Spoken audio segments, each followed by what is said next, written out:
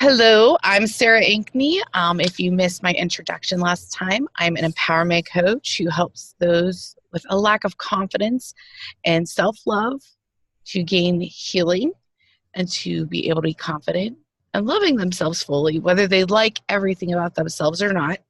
I do specialize in people with mental illnesses as well as people who have been abused or being abused, but these can help anybody. So we are in our second part of the holiday webinar series, and thank you for joining me. Natalie, do you have any questions about last session?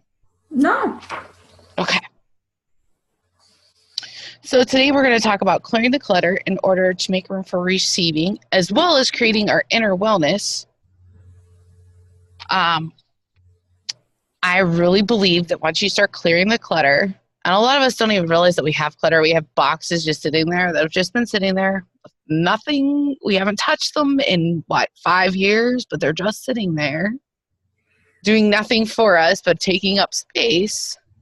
And sometimes when they're taking up that space, they're also taking up, you're holding on to something that you're taking up space in your personal self.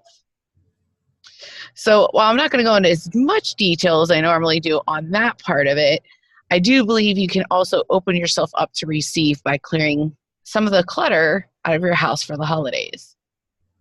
So for example, I always say, if you have kids, clear your kids' toy box. Give away toys that they don't necessarily play with. Get rid of the broken toys. It makes AKA room, and B, you have less toys to step on in the end.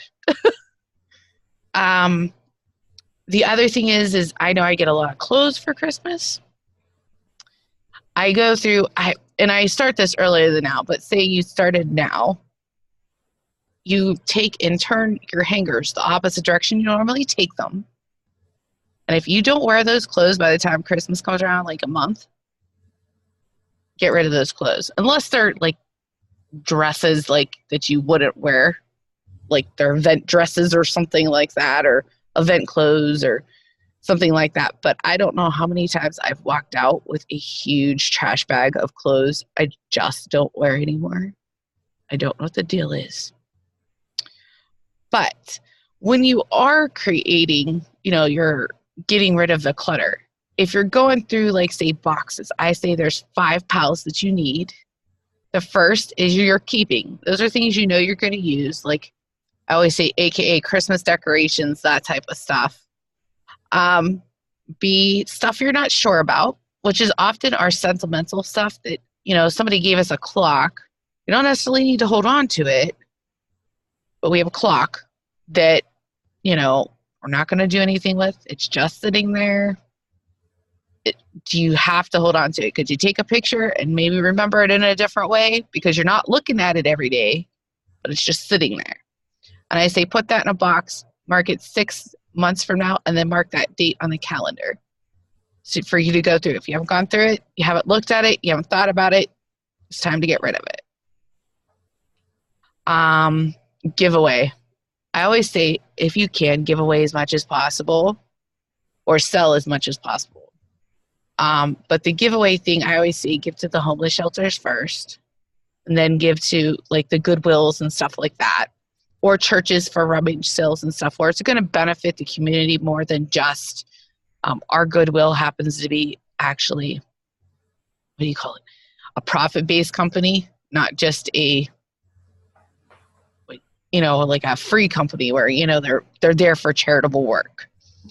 And then, of course, there's the trash. And I always say with the giveaway, the sell, and the trash, do it immediately. You fill the bag with trash, take it to the curb immediately so you can't change your mind. The same with the sell. I say put it in your sell pile or you giveaway pile, and you take and put it in your car immediately and do it as soon as the next time you go out. Because I don't know how many times I've taken stuff back out that I really didn't need because it was sitting there.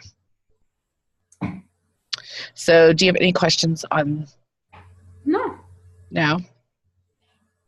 I don't know about your area, but we have the homeless shelters, the AMVETS, we have Salvation Army, the churches. So those are a lot of places to give to. So once we get our house clear, we start to feel a little clear, but we still have, those things that are going to cause us anxiety for the season. This is where I always say make a list of the things that cause you anxiety or that trigger anxiety for you. It could be the huge to-do list, like baking. For you, you're going to be baking out the wazoo. That's where that, yeah, but that's where the planning comes in. But for some people, it could cause a huge anxiety attack, especially if they run behind or not exactly where they think they should be by a certain time period.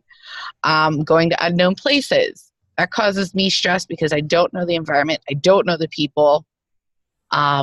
So it makes me very uncomfortable. Even going to social events with my family, I have judgmental people. And while I'm more confident than I was, I guess I look up to my family. So when they judge something, it makes me feel not so good. So I always have to prepare myself ahead of time. The other thing is say you've made a decision over the holidays, like you're only buying for your kids or you're only buying for you and your boyfriend. Then when people question that, it does cause anxiety because then it makes you question your decision. It makes you question everything. Getting ready now. Yeah. So you don't want to let that anxiety make you change your mind and make you change the boundaries that you have created for yourself, which we'll be going over boundaries in the next series, episode, part, whatever you want to call it. The other thing that could cause issues is lack of funding. I know for me, lack of funding for paying for bills and everything like that, and everything that incurs for the holidays is very difficult. It's just stress. A dirty house can be stress, and that's why I say if you get the clutter cleared before it can actually, start cleaning earlier, break it up. It can actually reduce your anxiety levels. Sometimes you are talking with somebody and there's a traumatic experience that you've experienced, and maybe the conversation triggers you, or an event that triggers your traumatic event and anxiety over that event. So here are some tools for your anxiety wellness toolbox, which is on the next page. We're going to create you a toolbox so that when you go places, you have a way of dealing with the anxiety, or even if you're at home. The first way is guided imagery. I know I've talked about this before in my group, but it's basically going to your happy place, as I call it, happy place. So I often go to either a field and I close my eyes, feel the sunshine, feel the grass beside me, or I go to this, I don't know why, it's a place I used to hide when I was a teenager. There's a bunch of pine trees, but again, it's the grass, the sunshine, but it's a bunch of pine trees, and I have no idea why that still is valid for me considering I'm allergic to pine. The other thing is to relax and unrelax your muscles. This you can do at work. You can do anywhere because, work can have anxiety situations too, especially when people call off all the time. So you take and relax each part of your body. You start with your head, then you go to your shoulders. And as you're relaxing, you tense it and unrelax it. Tense and unrelax. You do this 3 or 4 times and moved on to the next section until you get to your toes. The other thing is when you're having a conversation with somebody, is it about you or is it about them? Because if it's their problem, you shouldn't be worried about it. It's their problem, not your problem. And I know it's sometimes hard to separate out our feelings of wanting to help somebody and the fact that it's not really our problem. We can be there and support people, but it is really not our problem. The other thing is if you have too much to do on your to-do list and it's overwhelming you and it's causing you anxiety, maybe you need to rethink your to-do list and go back to the second step in your first webinar series, because we have to reevaluate some things that can be skipped. Like, say you want to bake like 20 different types of cookies, but you only have time to do 10. That's okay. It's okay. Wow, we really wanted to do this. It's okay to just take a break and break it up over time and edit our list. The other thing is social situation. Okay, I always say contact somebody ahead of time before you're going into the social situation. Have them like on text standby so that if you're in a situation where you're having an anxiety attack, you have somebody that you can contact. I always say have a huge list that when you're at home, that you have a list of, I have 5 people on my list. I go from 1 to 5 when I need support, because guess what? We all need support. You're not alone. You don't have to do this alone. And you can repeat everything that you do to yourself. But the other thing is repeat your affirmations when you're in this situation, whether it's in your head, go outside, repeat them out loud. Out loud usually works better. Step away, take deep breaths, always deep breathing. You can meditate. You can exercise. Self-care. You can add all these to your wellness toolbox. Now, some of these may not work for you. Some are not, some are not things that work for you, but like self-care, go take a bath, go take a nap, walk away from the situation and come back. The other thing is to go focus your attention on something else, like clearing out a drawer. I don't know how many times that's helped me clean my house is when I'm stressed. I just literally go into clean mode because it's the only way I know how to distract myself and be able to think through things. Because it really does help me think through things. Gratitude journal. I have to say that my gratitude journal is part of my anxiety wellness toolbox for the simple fact it makes me appreciate stressful situations and the lessons I've learned. So you could always write down, okay, this is a situation. This was the stressor. This is what I learned from it. And this is how I can be different next time. Because situations are, 90% how you react to it and 10% of the situation. Having a journal period. So say you're afraid to go to an event or you're afraid you're not going to complete your to-do list. It is great to write out your feelings. Now, this doesn't work for everybody, but it works for me at times, especially when I'm super stressed. To get it all out on paper, it's like an emotional draining tool. And believe me, I believe crying should be in your anxiety toolbox because it's okay to cry. The other thing is believe in yourself. If it is fear that is standing in your way between a social situation and yourself, then you need